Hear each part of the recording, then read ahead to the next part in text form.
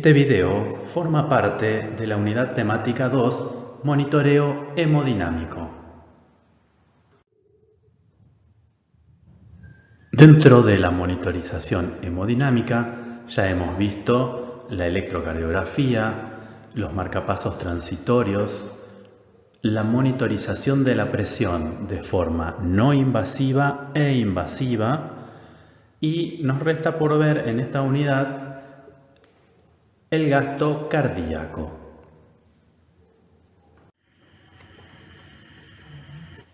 Existen tres métodos indirectos habituales para determinar el gasto cardíaco. El método de referencia, sobre todo por su antigüedad, ya que data de más o menos la década de 1870, fue desarrollado por Adolf Fick, y lo que él proponía es que la captación o la liberación de una sustancia por un órgano es el producto del flujo sanguíneo a través de dicho órgano. Él demostró esta afirmación de forma práctica en el laboratorio utilizando como sustancia el oxígeno y como órgano los pulmones. Entonces él estableció que el consumo de oxígeno puede calcularse a partir de el contenido de oxígeno inspirado menos el expirado, todo esto multiplicado por la frecuencia respiratoria. De esta forma podía calcular el gasto cardíaco. La complejidad que tenía o que presentaba este método es que para esa época y hasta no hace tanto tiempo era bastante difícil poder medir la concentración de ese gas, o sea, del oxígeno, en el volumen inspirado y el expirado. Lo cual en este momento o en los tiempos actuales ya es posible hacerlo y de forma bastante precisa.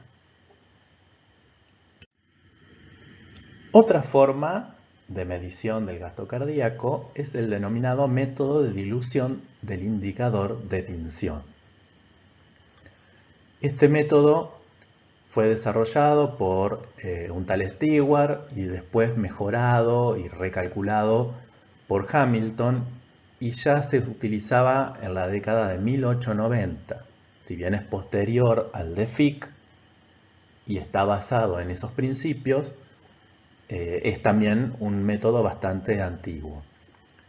Básicamente se basa en la inyección de una sustancia de cantidad y concentración conocida y en la posibilidad de monitorear cómo evoluciona en el tiempo la concentración de esa sustancia. Como vemos en esta curva, hay un momento en el cual yo inyecto la sustancia de cantidad y concentración conocida, por ejemplo en la circulación sanguínea, y a medida que pasa el tiempo la concentración de esa sustancia en particular va aumentando, pero luego comienza a disminuir porque se disuelve o se diluye con la sangre. Existe una fórmula denominada ecuación de Stewart-Hamilton que permite calcular por este método el gasto cardíaco. Más cercanos en el tiempo, aproximadamente por la década de 1970, los doctores Swan y Gans utilizaron un catéter especial que diseñaron ellos, a través del cual introdujeron un sensor de temperatura. ¿Para qué? Para utilizar algo similar al método que vimos recién de la dilución del indicador, pero en vez de inyectar una sustancia de cantidad y concentración conocida, lo que hicieron fue inyectar una sustancia de cantidad y temperatura conocida. ¿Qué temperatura eligieron ellos? Bueno, una temperatura que sea inferior, es decir, más fría que la temperatura de la sangre.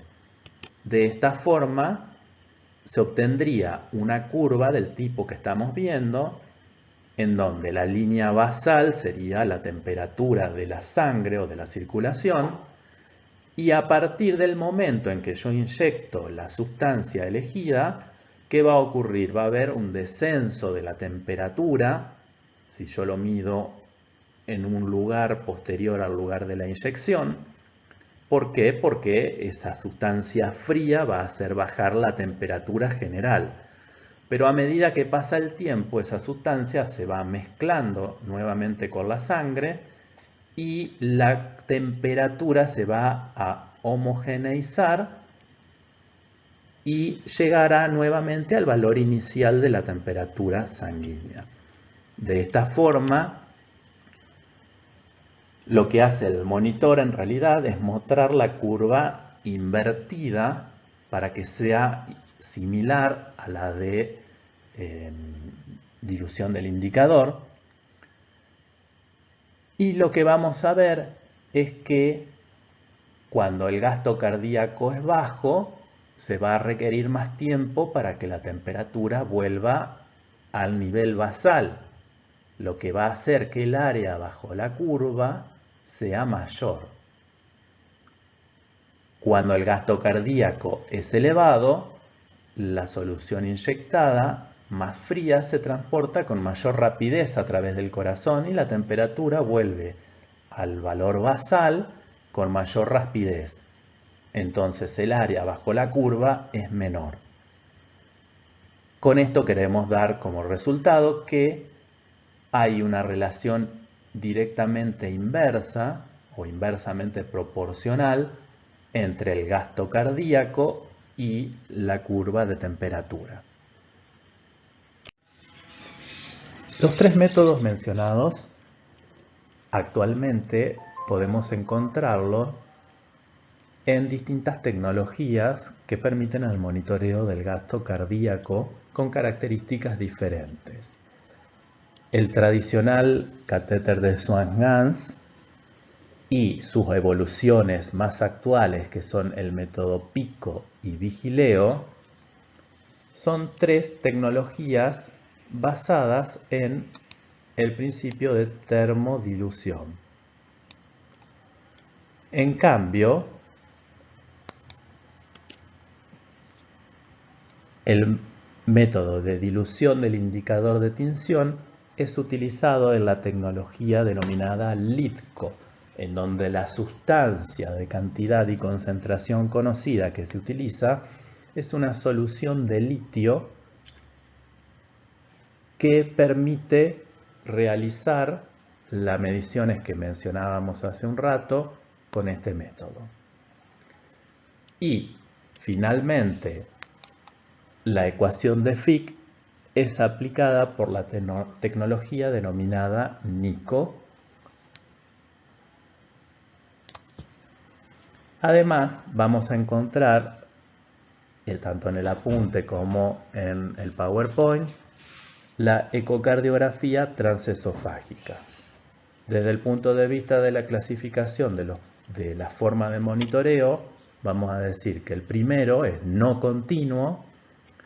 En cambio, todos los demás permiten la monitorización de forma continua.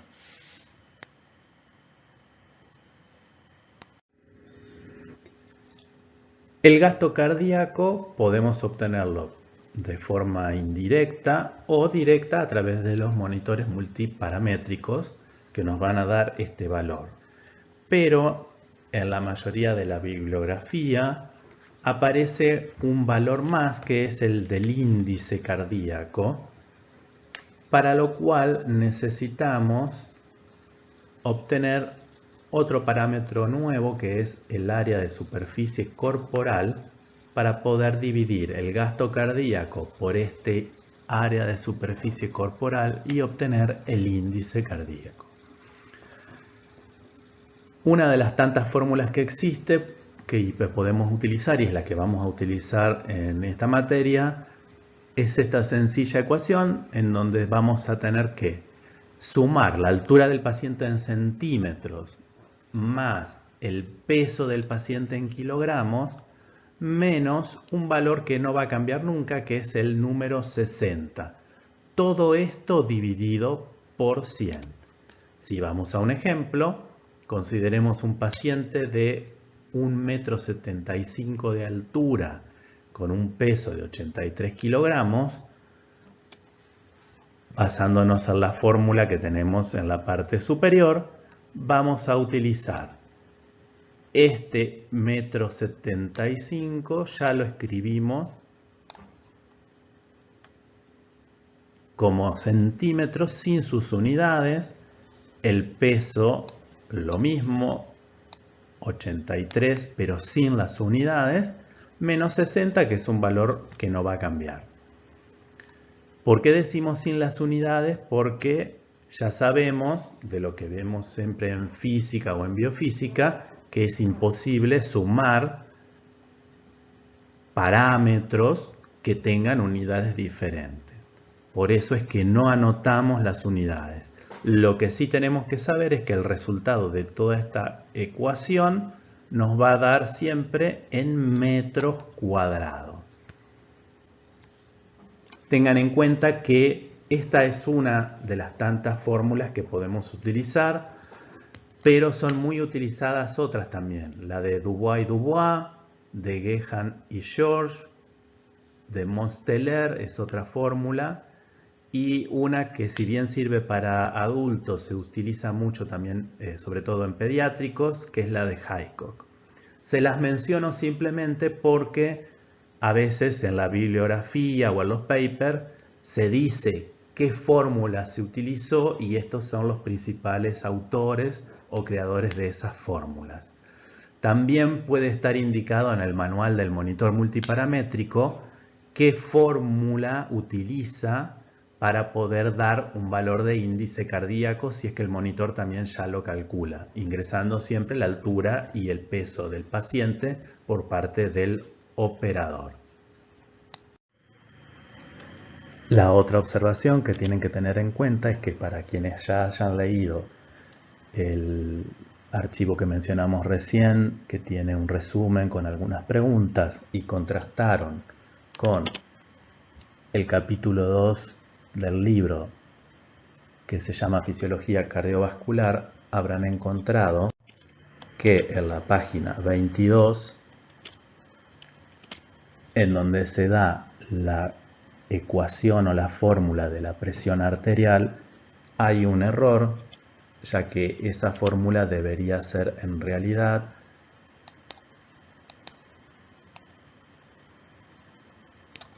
presión es igual a gasto cardíaco por resistencia vascular sistémica.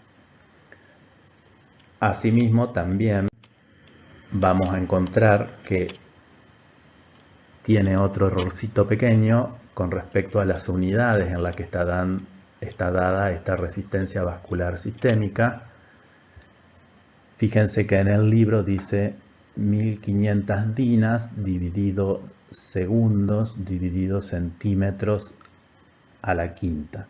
Debería ser dinas por segundo por centímetro a la menos 5 o dinas por segundo dividido centímetros a la quinta.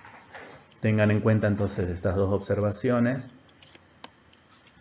para que no cometan errores en los cálculos. O sea que es importante tanto el número como las unidades en las que se presentan los resultados. Bueno, para terminar entonces repasamos brevemente los métodos que vimos. El catéter de Swan-Ganz utilizando la termodilución, que es el método más invasivo de los que mencionamos. Es un método no continuo porque para poder determinar el gasto cardíaco tengo que hacerlo a demanda. Necesito inyectar sí o sí la sustancia a una temperatura menor que la de la sangre para poder medir el valor del gasto cardíaco. En cambio, los otros métodos que vimos, el LIDCO, PICO y Vigileo, son continuos. En el caso de PICO y Vigileo, utilizan la termodilución, se realiza la primera vez para calibración y para el cálculo del gasto cardíaco inicial y a partir de ese valor, utilizando las curvas de presión, calculan el valor de gasto cardíaco de forma continua. Es decir, no requiero volver a hacer una inyección para poder calcular la termodilución. En el caso del LIDCO es lo mismo, pero inyectamos una solución de litio que sirve para calibración y cálculo inicial del gasto cardíaco, y a partir de ese momento se van actualizando los valores de forma continua a partir de la curva de presión. El caso del método NICO o de la tecnología NICO sigue siendo invasiva, pero no tiene nada que ver con los accesos vasculares, sino que se utiliza un sistema más bien respiratorio. Es invasivo porque debe estar intubado el paciente, y en este caso los valores también se obtienen del gasto cardíaco de forma continua. El último método mencionado en el libro capítulo 8, que es la ecocardiografía transesofágica, sería invasivo, no continuo, porque requiero introducir el transductor del ecógrafo hasta el esófago para poder realizar esta medición. Para mayores detalles pueden ver el video que les remarqué acá de YouTube, en donde se explica cómo es esta metodología y cómo se realiza.